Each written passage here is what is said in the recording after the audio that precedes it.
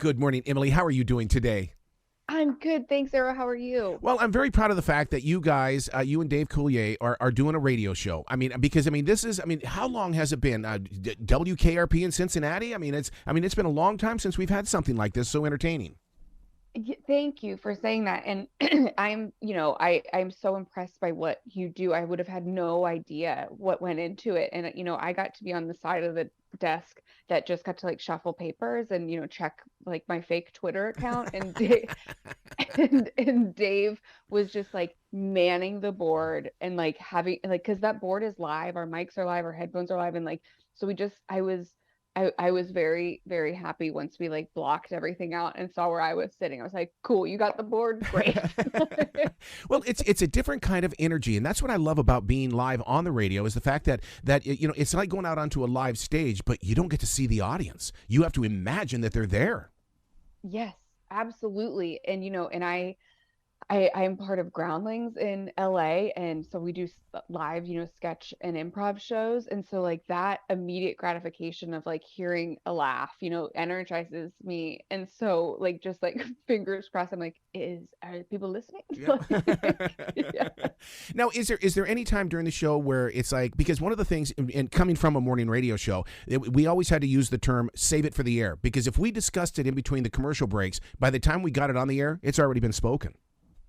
Oh, yeah, that's really, I know that was something too, because like, you were kind of rehearsing and blocking things, but we Yeah. also had our copy of, the things we wanted to say. But, we were shooting like 20 pages a day, which is Wow. a ton. And so, like usually shows like might a good day is like seven, and so we were just like going through copy. And so we would be talking through things, and Dave was such a selfless improviser as well, and he is stand up, and so we'd be kind of like riffing and going back and forth, and he having a little like having that background in radio would be like, just stop, like we got it, just go with that, and like once we're rolling, like I'll follow you wherever. And I was like, cool. So yeah, I totally get that. Brent, one of the strange twists in the show, and this might be too inside radio, is Jerry the producer. Because when Jerry shows up on the scene, a lot of producers are just ones that just run the control board, but Jerry takes it to a completely different level.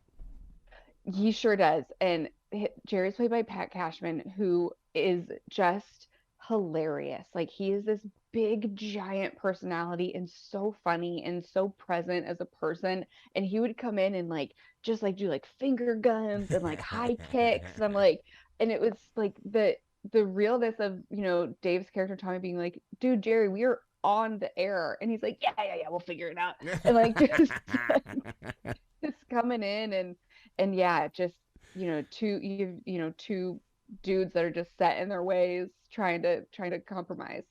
And I love the realism of that, because one of my policies when I was doing the morning show is just walk in. Well, no, you're on the air. Just walk in. When people are in public, people just come into the conversation. Just walk in.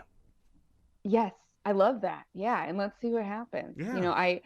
I truly, I think I feel very fortunate that I get to improvise a lot in, my day-to-day life, and I teach improv at Groundlings, and I think it's such a life lesson and a quality too of like just go with it and see what happens. Like just like really be malleable. Let, So it let's was fun. let's talk about the improv teaching in the way that I'm a huge stream thinker. To improv, do you not just have to grab it out of the universe as it's happening? Absolutely. Like if you wait, and I've, totally done that of like if something passes me by and I was like, oh, that could, I'm like, it's gone. Yes. Like you Yep. can't Yep. go back to it and be like, hey, do you remember what you said like three sentences ago? I'd like to talk about that. Like it's like it's helped me be more of a decisive person in my real life, and because all you have is that like immediate moment to react. Yeah. So I think, yeah, for sure. I was reading some research the other day, and in that research, it was telling me that your mind already knows what you're going to say 10 seconds before you even think it. That is terrifying. That's wild.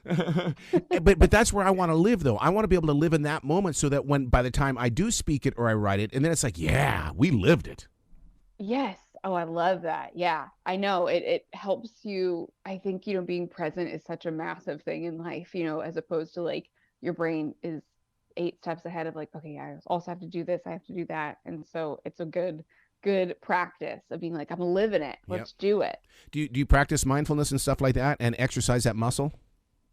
I wish I was better at it. Mm-hmm. I would try, and I would get frustrated of not being great at it. I'm like, I can't do this. And so I would end up just being more annoyed. So I'm like, well, this isn't helpful. I was like, I'll just go for a walk. So is there a side of your personality now that you kind of play radio on TV that you would love to do something like that, even through a podcast or anything? I would love it. Yeah. I love the interviews I was really nervous to do those live interviews, because, we're shooting a show Yeah. and like putting on this fake radio show, but we are doing live interviews as these characters. And that was so fun. And it was just easy to like go with it, even though, and like, I loved like going back to the hotel during filming and like researching the night before who I was talking to, and like just getting to like know these people that I wouldn't have had the opportunity to talk to. It was really cool. So yeah, I would love it. Oh my God, part of the fun of radio is the show prep. I mean, if you don't show prep, you don't have a conversation or you trip through it and stuff like that. I love show prepping. It's so fun. Yeah. And that was like one of the things about our relationship with my character Tina and Dave's character Tommy. Like, we'd get our show prep cards and he's like, who's this? And I'm like, Tommy, figure it out. Like, do your research. So yes, I'm like, make these people feel special.